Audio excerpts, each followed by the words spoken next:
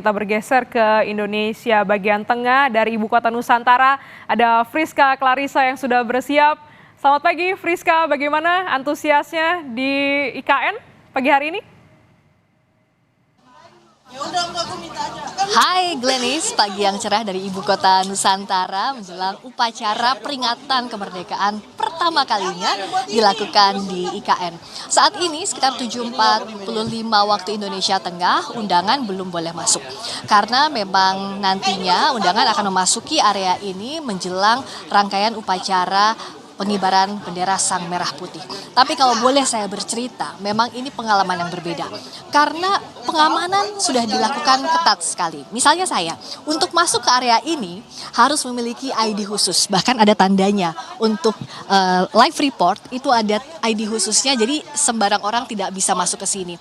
Ini pun dibagi menjadi beberapa zona untuk masuk ke area Istana Negara Ibu Kota Nusantara. Ada zona 1 atau ring 1, tempat saya berdiri saat ini. Ada juga ring 2, itu adalah kawasan Plaza Seremoni. Nantinya warga yang tidak memiliki undangan bisa berada di sana untuk juga menyaksikan langsung upacara peringatan HUT ke-79 RI hari ini. Karena memang untuk kapasitas untuk di area Istana Negara IKN ini dibatasi. Sekitar 1.400 undangan yang disebar hari ini.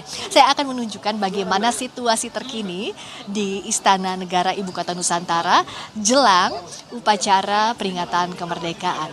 Kalau kita lihat saat ini para peserta upacara sudah bersiap-siap bahkan sejak pagi tadi. Saya berada di sini sekitar pukul 6 waktu Indonesia Tengah. Artinya sejak pukul 5 waktu Indonesia Barat kami sudah berada di sini karena clear area. Semakin nantinya pagi, semakin menjelang upacara peringatan, semakin sulit juga akses masuk ke sini. Bahkan untuk masuk ke sini itu ada pengamanan berlapis. ID yang tadi saya tunjukkan itu harus di-scan terlebih dahulu, lalu juga melewati security check baru kita bisa masuk ke area sini. Ini semua dilakukan karena memang yang akan memimpin langsung upacara hari ini di IKN adalah Presiden Joko Widodo.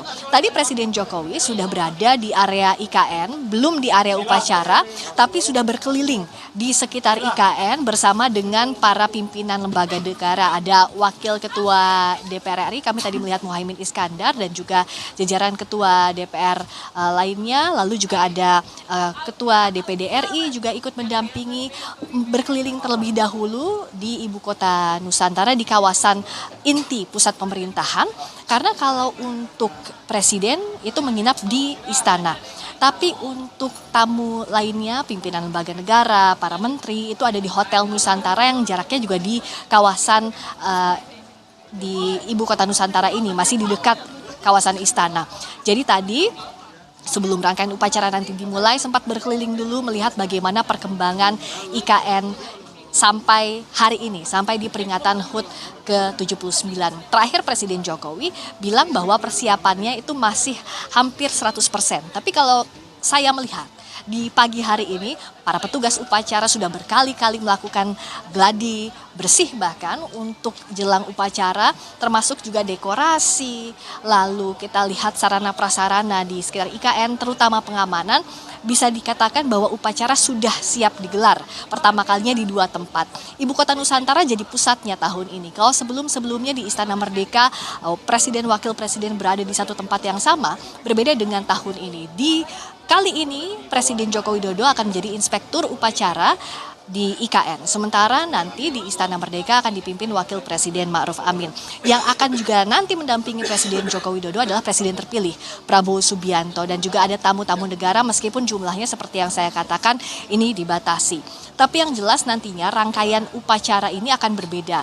Untuk hiburan akan ada yang berlangsung dari Istana Negara Ibu Kota Nusantara, ada juga yang nanti dari Istana Merdeka, akan ada 2 tempat, termasuk juga upacara pengibaran Sang Merah Putih. Yang berbeda juga kirap. Kirap sudah dilakukan, kita tahu 10 Agustus lalu kirap bendera Sang Merah Putih sudah dilakukan, bendera sudah ada di dalam Istana Negara IKN, dan nantinya akan diserahkan dari Kepala Sekretariat Presiden kepada petugas upacara, juga dari Presiden Jokowi kepada pembawa bendera Sang Merah Putih dari Paskibraka. Yang nantinya kita tunggu adalah apakah ada yang berbeda. Karena informasi yang saya dapatkan bahwa nanti dalam prosesi rangkaian upacara, jadi sebelum upacara kan ada hiburan terlebih dahulu, tapi setelah hiburan nantinya akan ada rangkaian upacara peringatan detik-detik proklamasi, akan ada yang berbeda dibandingkan tahun-tahun sebelumnya. Apa yang berbeda nanti akan kita sama-sama saksikan. Yang jelas sebentar lagi para tamu undangan akan masuk ke area Istana Negara Ibu Kota Nusantara dan rangkaian akan dimulai sekitar pukul 9:15 waktu Indonesia Tengah. Tentunya saya masih akan memantau di sini sampai nanti bahkan upacara penurunan bendera Sang Merah Putih. Tapi sementara saya kembalikan dulu ke Anda, Glenis, di studio. Baik, terima kasih Friska. Kita nantikan bersama bagaimana jalannya dua tempat ya, dari dua tempat yang berbeda, Jakarta dan juga IKN untuk upacara tahun ini.